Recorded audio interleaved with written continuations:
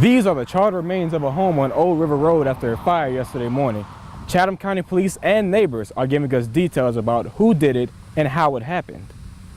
This was the scene as more than 30 firefighters fought the flames in the early morning to put out what seemed to be a typical house fire. But Chatham County Police Chief Jeff Hatley tells us that the fire may have been intentional. That's our kind of initial belief right now. Obviously, we had arrested 2 individuals in the area. The state fire marshal from Georgia will now take over the investigation and kind of carry it from there with the information we've been able to provide to him. We've been in contact with the family, the owners of the residence. They were on vacation actually at the time. We feel so terrible for them.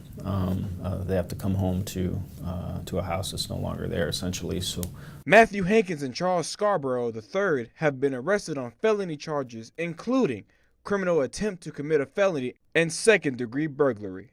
Residents of Old River Road were startled at the young men awakening them in the middle of the night, but they were prepared. It was about 2:50, and someone come banging on our door, and a young man was at the door. My husband had a gun. He answered the door with a shotgun and asked the guy to leave. And when he put the gun to his head, or to his temple, the guy was like, "Oh, help me, help me, help me. You know, somebody's after me. Can you let me come in?" And my husband told him no. My husband said, "No, you're not coming in my house." One resident gave us this footage of Hankins attempting to do the same routine at their house. Please help me. Please help me. I swear to God, Mom. They're trying to get me, dude, please. But he ran off again. One neighbor took it upon himself to shoot at Hankins when his window was broken into. Neighbors feel that if Chatham County Police answered on time, the crimes could have been prevented. We called the law at 3 o'clock, called 911, and 911 dispatcher said that he had dispatched someone out here and that they would be here shortly. Well, they never showed. I just feel that had the police came at 3 o'clock when we called them and not at 4 or 5 or whenever they finally showed up, that this could have been prevented. You know, that house wouldn't have been burnt. You know, thank goodness that the family in there, they're raising their grandchildren and they're on vacation. Now they're coming back to no home. How sad that is. Chief Hadley says because there were a dozen calls coming from the area at once, they were all just bunched them together. And we made contact with the residents that we were out there speaking to. So if we missed the boat, I certainly apologize for that. I know we sent one of our lieutenants out there yesterday, and then we were sending some officers out today just to go and talk and let them vent and share their concerns with us so we could, give them a voice in the circumstance. But police is working towards a long-term solution. But always willing to sit down and talk with the residents there in that area. I'm not sure if they have a neighborhood watch or they have a neighborhood association, but if they do, or we just get a bunch of the neighbors together and we sit down and talk about what they have in mind in terms of their expectations of us and how can we try to meet those in the future. So certainly willing to do that. Any charges from the fire will be coming from the State Fire Marshal's office. From Chatham County, PJ Green, WTOC News. The Bananas take their 33-12 record on the road tonight to face the Gastonia Grizzlies, and the Grizzlies will win it 8-7. Savannah returns home tonight to play host to the Macon Bacon once again at 7:05. The Braves play host to the Marlins tonight, 3-2, Atlanta in third. Johan Camargo with the double to left. Tyler Flowers will score to make the game 4-2, and Camargo will be out at third. Then in the fifth, Ronald Acuna with the deep shot to straightaway center, and the Braves will go on to win it 5-3. Atlanta is now only a half a game back in the East as the Phillies lose to the Red Sox in 13 innings. Every year we see a change in head coaches in our area, but this season there'll be a new head coach making a move from one established program to the next. Baker Woodward is now the head coach for Savannah Christian after coming over from Benedictine, where he has won 2 state titles as an assistant. The Raiders are coming off of a 6-5 record, although they did continue their string of making the state playoffs. Woodward plans on opening up the offense, getting away from the triple option attack, and practices will be more up-tempo. We really enjoy it because we got some nice, energized coach in there, always hyping us up, and we're all just excited and ready to be out here and grind.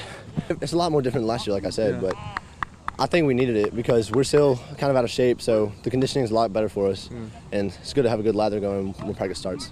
Our goal is to attack with purpose, that every single day we're getting better, and if we get better every single day, then we're going to be successful. The Raiders open up on the road at Athens Academy on August 17th. Area high schools have just another couple of days before they put on the pads, and one isn't wasting any time getting started.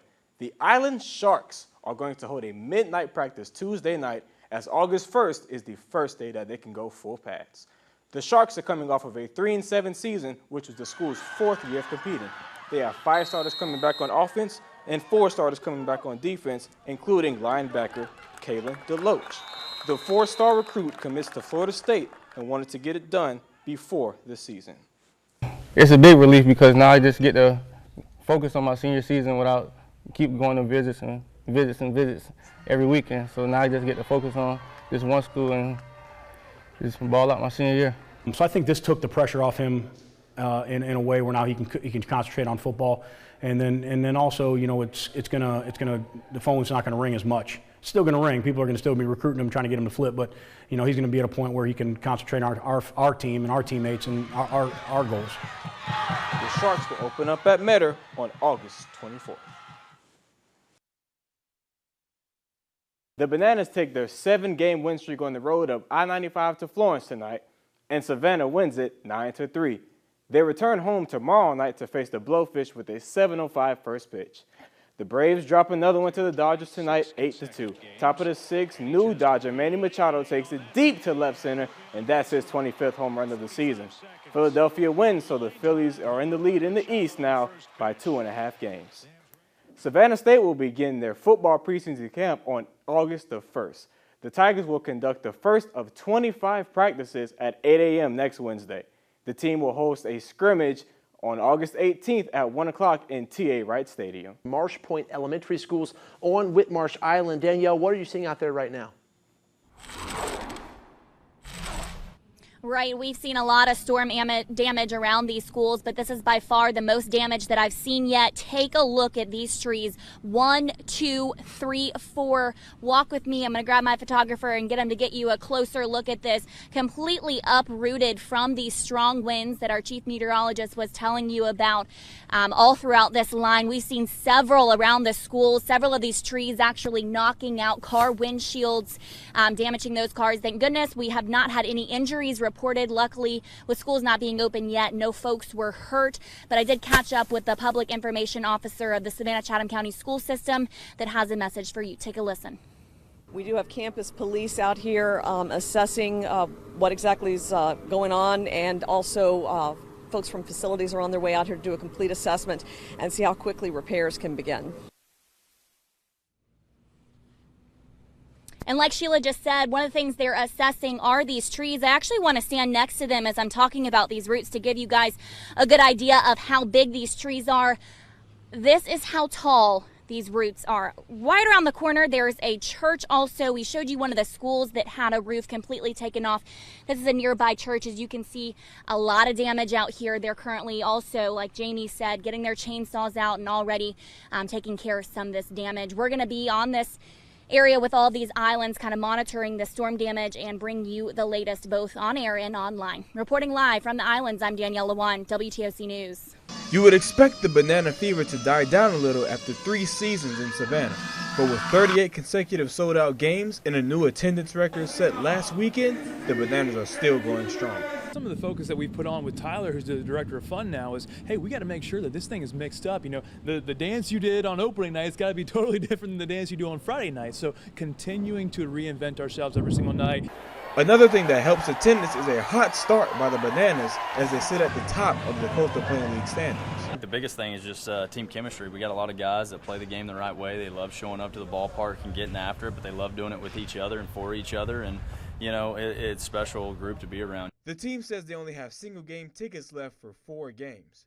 But if you think you've seen all of their antics in one game, think again. He's trying new things every single night, and so that every time someone comes out here, they say, that's the craziest thing I've ever seen before. I've never seen that at a Bananas game before. The next sellout game is tonight at 7:05 against Lexington County. From Savannah, PJ Green, WTOC Sports.